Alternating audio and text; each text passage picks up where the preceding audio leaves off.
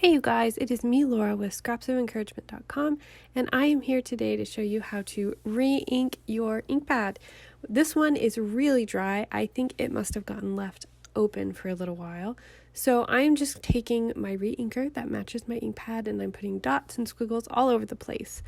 And then I have my bone folder.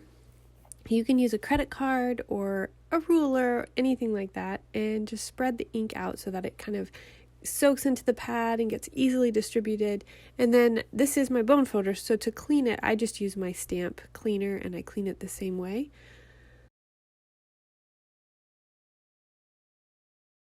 Then I want to test it. This, like I said, was really dry, so I want to make sure I have enough ink in it. So I'm just going to stamp a few times, and I don't know if you can tell, but the image that I'm stamping is kind of blotchy, and that tells me that I have not put enough ink in my ink pad. Like I said, this is really dry. Normally that would have been enough, but I'm going to go ahead and add some more ink and smooth that in again. And now I'm testing it out. Now this time I have a little too much ink. It kind of bubbles up on the surface of my pad, and when I stamp it, it is very clear that there's too much ink.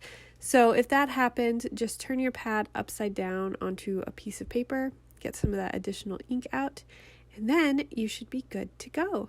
And it's as simple as that. I hope that's helpful for you, and I hope that you have a great day. I'll talk to you later. Bye.